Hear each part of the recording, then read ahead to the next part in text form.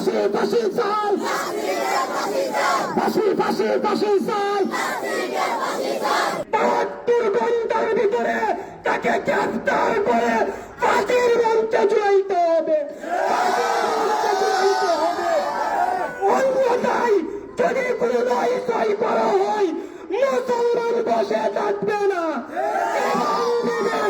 ইমান দিবে না, ইমান দিবে না, তার দেহ থেকে কল্লা আলাদা করে দিবে, আলাদা করে দিবে ইনশাআল্লাহ।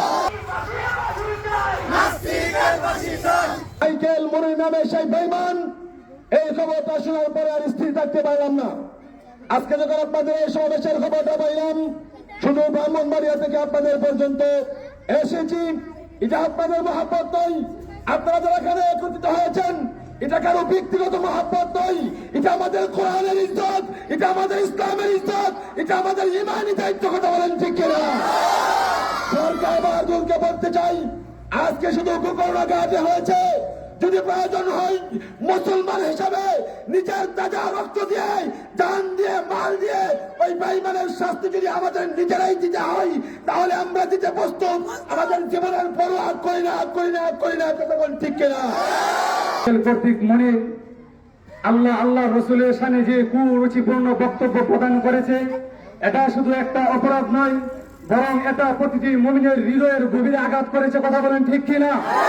সম্মানিত উপস্থিতি, ইসলামী শরিয়ার আইন হলো যদি কোন নাস্তিক মুরতাদ কোরআন আল্লাহ আল্লাহ রসুলের শান নিয়ে কুরুক্তি করে, তার একটা ফায়সালা হচ্ছে তরবারি দিয়ে তার দেহ থেকে পড়াটা আলাদা করে দেওয়া। কথা বলেন ঠিক কিনা? সম্মানিত হাজরিন, এই নাস্তিক কুলাঙ্গার মুরতাদদের এই কুরুচিপূর্ণ বক্তব্য টাকাতে গিয়ে যদি এই তাওহীদি জনতা রক্ত দিতে হয় রক্ত দিবে, জীবন দিবে, প্রয়োজনে শাহাদাত বরণ করে আল্লাহ আল্লাহ রাসূলের ইজ্জত আর সম্মান রক্ষা করেছে। নবীর মাইকেল সে আমাদের রাসূল সাল্লাল্লাহু আলাইহি ওয়াসাল্লাম এবং আমাদের আল্লাহ পাক রব্বুল আলামিনকে নিয়ে যে ভাষায় গালিগালাজ করেছেন তা আমাদের বলার মতো ভাষা নয়। আমি আপনাদের কাছে একটা বিষয় অবগত করতে চাই। আমরা এই বিষয়টা হওয়ার পরে আমরা প্রশাসনকে অবগত করেছি। সে প্রশাসন বলছে তাকে যে কোনো ভাবে গ্রেফতার করবে, আইনের আওতা আনবে। আজ থেকে 4 থেকে 5 দিন হয়েছে, এখনো তাকে আইনের আওতা আনে নাই। এটা প্রশাসনের ব্যর্থতা। তার জন্য যদি কোনো দুর্ঘটনা করে এর জন্য প্রশাসন দায়বদ্ধ হতে হবে।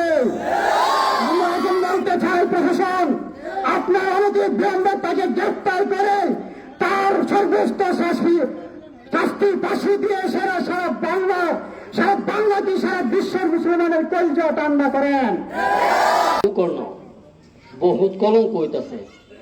এই দেশ ফখরে বাঙ্গালের দেশ, এই দেশ নবাব সলিমুল্লাহ দেশ, এই দেশে ঐতিহ্য আছে, এই দেশে সুনাম আছে। একটা কথা বলিয়া দেয়, একটা গায়কে যদি দাওয়াত দেওয়া হয় 1000 গায়ের তাসির হয়। এই গোকর্ণর জমিনের মধ্যে যদি কোন বেঈমানের বাচ্চা, নাস্তিকের বাচ্চা আল্লাহ এবং আল্লাহর রাসূলকে গালি দিয়ে যদি দাঁড়াইতে পারে, আল্লাহর ইজ্জতের কসম খেয়ে বলি সর্বপ্রথম তাকে হত্যা করার জন্য রেডি আছি। আমার ইজ্জতের ভয় নাই, আমার সন্তানের ভয় নাই,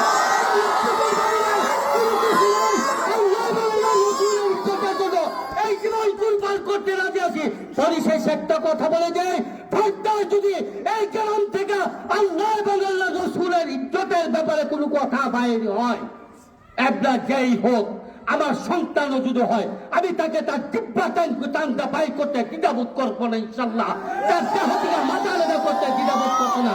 আল্লাহ তাআলা আমাদের সকলকে ঈমানের শক্তি শক্তিবান হওয়ার তৌফিক দান করুক, আমিন। মুসলিম ভাইয়েরা, আসসালামু আলাইকুম। আমরা আজকে এখানে উপস্থিত হয়েছি মাইকেল মনির নামের আমাদের এই গোকর্ণ গ্রামের একজন নাস্তিক। আমরা ওর বিচার এই বাংলাদেশ সরকারের মাধ্যমে, আইনের মাধ্যমে চাচ্ছি। এবং এর পাশাপাশি আমার মনে হচ্ছে যে নাসিরনগর এবং ব্রাহ্মণবাড়িয়া আইন শৃঙ্খলা বাহিনী ব্যর্থ।